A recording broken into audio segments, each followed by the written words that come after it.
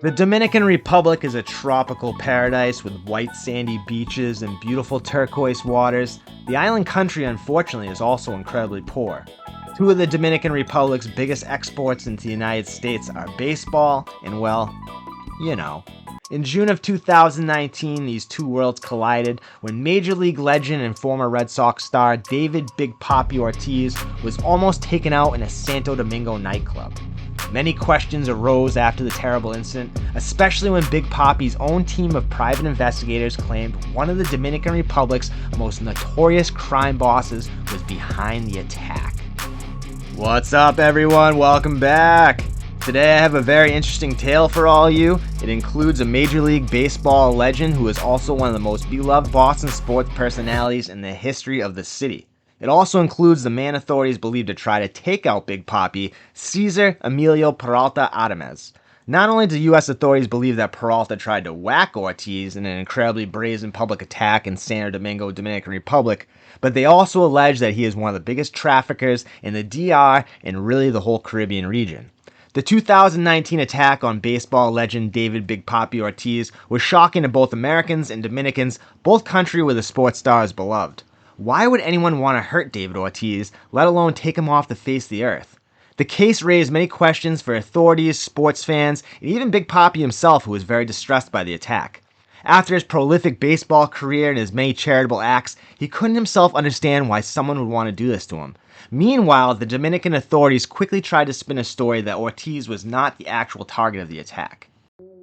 So on June 9th, 2019, baseball legend David Ortiz went to the Dial Lounge in a fancy part of Santo Domingo, Dominican Republic, to meet some friends for drinks. The patrons of the club were very excited to see Big Papi, who is not a regular of the establishment. Ortiz is just as beloved in his native Dominican Republic as he is in the United States. Shortly after Ortiz entered the club, a man who was dropped off by another man waiting outside on a motorbike opened up fire on Ortiz and his friends. Big Papi was hit in the back and was rushed to a nearby Santo Domingo hospital where life-saving emergency surgery was administered. The assailant fled on foot while the getaway driver panicked and stalled out on his motorbike. A group of angry club patrons rushed the getaway driver, pummeling him until authorities arrived, arresting him, and ultimately really saving his life. Ortiz had to have his gallbladder removed and part of his lower intestine and colon as well. The Red Sox organization sent an air ambulance to the Dominican Republic and flew him back to the United States to Mass General Hospital, one of the best facilities in the entire world. Papi had to have 2 more surgeries in the weeks to come to keep him alive. David Ortiz luckily fully recovered medically and only 3 months later was able to throw out the first pitch at Fenway Park in September when the Sox played the hated New York Yankees. It was very emotional for Ortiz as he got an incredible standing ovation from the Boston fans. Papi is a hero and a legend in Massachusetts. He reversed the curse of the Bambino in 2004, breaking the 86-year dry spell, and went on to win 2 more rings in 2007 and 2013. For this alone, Papi, in my opinion, is on the Mount Rushmore of Boston athletes. The Dominican authorities quickly after the crime were trying to spin a story that Ortiz was not the actual target, but his friend Sixto David Fernandez was the one the culprits actually wanted. Coincidentally, Fernandez was the only one at the table not hit. Ortiz's friend and Dominican talk show host Joel Lopez was hit in the leg as well. According to Dominican authorities, Victor Hugo Gomez of the Mexican Gulf Cartel ordered the hit against Fernandez from the United States. An associate, Alberto Rodriguez, was inside the club and took a picture of Sixto, sent it to the actual hitman, who showed up moments later and botched the job. The man behind spinning this story is the now former Attorney General of the Dominican Republic. So in my opinion, it's not really up for debate about Ortiz being a legend. Boston, I mean, we were down 3-0 in the American League Championship Series. Nobody ever comes back from 3-0. We were down. It was the 9th inning. Dancing Dave Roberts comes in, pinch runs, steals second.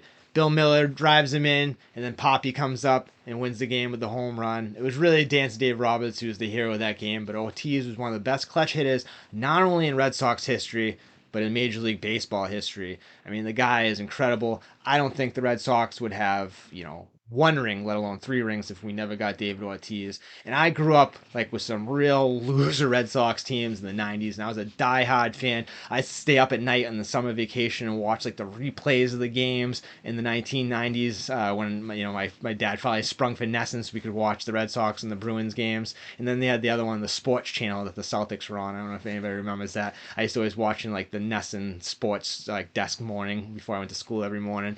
But I mean, David Ortiz is just like, he's like a walking god in the city of Boston for like diehard Red Sox fans.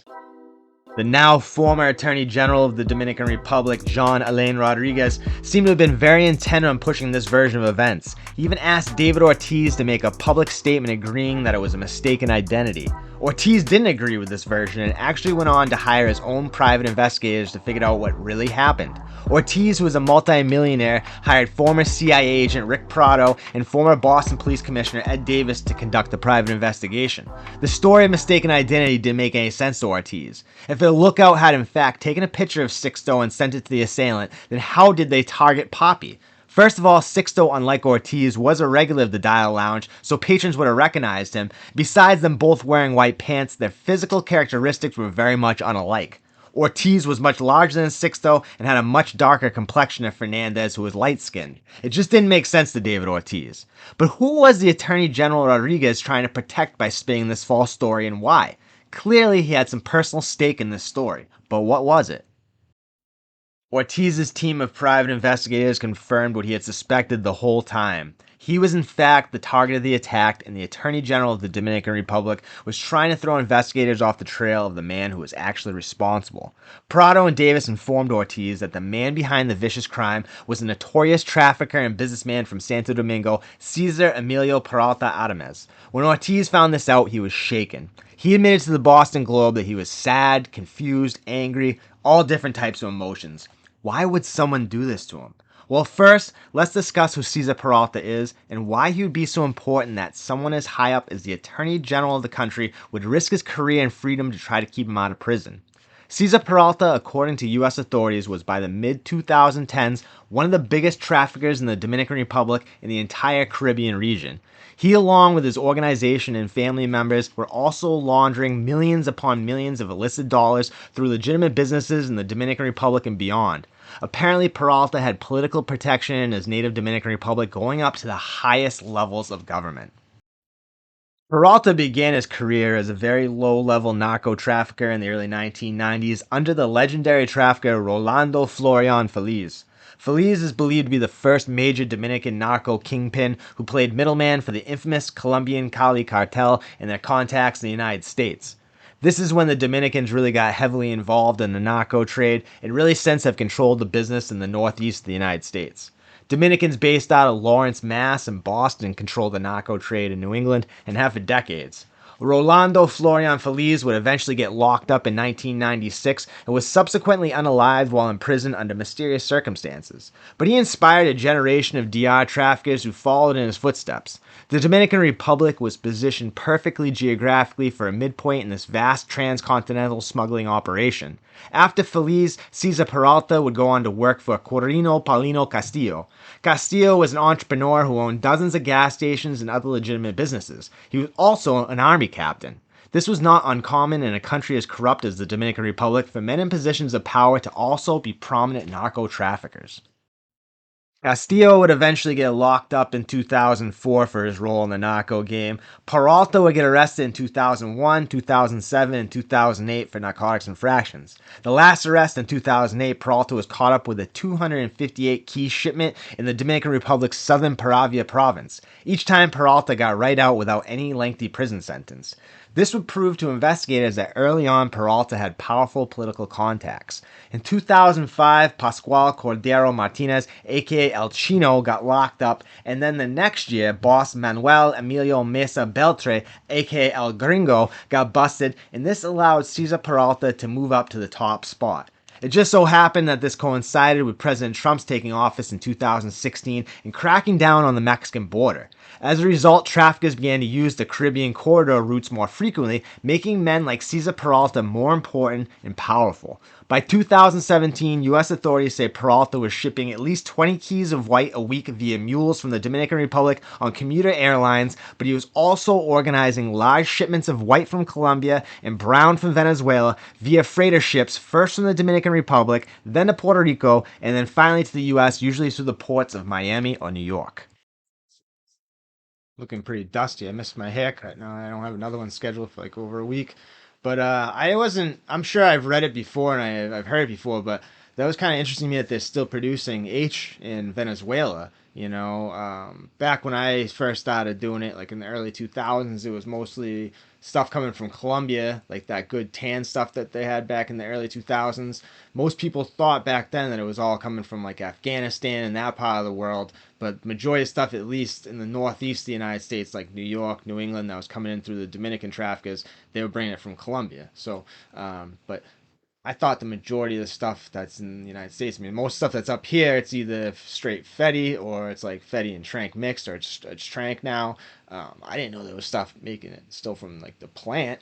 I had to like censor myself and re-record this, but not that I'm looking for my own personal consumption. Let's just make that clear. But I wonder where this stuff is being shipped, if it's going out to Europe or if it's, what's going on with it. Because as far as I know, all the stuff that's up here and majority of the stuff that's on the street now, it doesn't really have any of the real stuff in it anymore. So that was interesting for me to hear that the trafficking out of Venezuela. So Cesar Peralta became very wealthy, powerful, and influential. He owned at least 4 nightclubs in the Dominican Republic: the Aqua Club, Flow Gallery, El Panino, and the Cuara Club. Peralta also owned at least 24 other legitimate businesses, along with the Peralta Investments firm. Authorities claim that 23 members of Peralta's family helped him launder over $60 million in illicit US dollars, while Peralta and another associate are alleged to have laundered an additional $260 million in illicit proceeds from 2017 to 2020. Peralta's wealth is said to have given him influence in the highest levels of Dominican government. Dominican President Danilo Medina Sanchez, who ran the country from 2012 to 2020, is said to have protected Peralta from international investigators. Peralta says that he donated millions upon millions of dollars into Sanchez's political coffers. The former president has even admitted to taking money from Peralta, but said he was under the impression that he was a legitimate businessman and not an infamous narco trafficker. Unfortunately for Peralta, all the success also brought him the attention of foreign investigators, and in 2019, the U.S. indicted him. As Sanchez was about to leave office, Peralta was beginning to feel the heat and fled to the Dominican Republic for Colombia to conduct business from his source. Peralta based his success in the narco trade up until this point on 3 basic principles: collaboration with Dominican crime groups, cooperation with foreign organized crime groups, and always keeping the appearance of a legitimate businessman. In keeping in tune with his business principles, Peralta worked with infamous Dominican trafficker Ramon Antonio del Rosario Puente. That's all one person. He was the leader of the Cartel del Este in the eastern part of the Dominican Republic. Also known as Tonolina, he was a mastermind in organizing large shipments from South America through the Caribbean up to North America. He would eventually be extradited to the United States in April of 2021. Peralta apparently did business with the notorious Nortel del Valle cartel from Colombia through Sergio Diaz, along with organized crime elements in Venezuela. Peralta is also believed by authorities to be linked to the notorious right-wing paramilitary group called Los Arabaños, otherwise known as Clan de Golfo. Authorities say that they are the largest manufacturer of white in the entire country of Colombia. That's a bold statement. It's also alleged by authorities, besides being a narco trafficker, Peralta is also believed to be involved in the multi-billion-dollar human trafficking industry, most notably smuggling women from Venezuela into Colombia and then into the Dominican Republic. Apparently, he would have them work out of his main nightclubs in Santo Domingo. Besides this and trafficking narcotics in the United States, authorities claim Peralta also sold wholesale quantities in his native Dominican Republic to other local traffickers. But international authorities also accuse him of trafficking in other Caribbean islands that have many tourists that flock there every year, like Antigua, Barbados, and St. Martin. It's also alleged that Peralta had many European clients as well. Europe is now one of the largest consumers of white in the entire world. Many meetings took place between Dominican traffickers and European criminals in Spanish cities like Madrid, occurring to Interpol. Also, during the pandemic, the Dominican Republic stayed open, making it a spot for foreign criminals from the Netherlands and beyond in Europe to come there and make criminal contacts while the rest of the world was under quarantine. The United States began to put pressure on the Dominican Republic in 2019 to arrest Peralta. He fled to Colombia before President Danilo Sanchez left office in 2020, most likely realizing his political protection in the DR was about to end. The former Attorney General of the Dominican Republic, who tried to throw investigators off Peralta's trail, is now in jail and facing corruption charges. Shocking. At first, Peralta seemingly had some sort of political protection by the Colombian authorities, and it was a question of whether or not he'd even be arrested, let alone extradited. Big Papi David Ortiz was so afraid of Peralta and his reach that he didn't want to talk much publicly about the situation until Cesar was actually in U.S. custody, and this is while he was in Colombian custody. Shortly before his apprehension in Colombia, Peralta survived an attempt on his life in Barranquilla, Colombia, possibly a sign that his days were numbered in the country. Labeled as a designated leader of an international narco-trafficking organization by the U.S. Treasury Department, the FBI, DEA, and Interpol, Peralta was hit with the Kingpin Act, which carries a sentence of 10 years to life.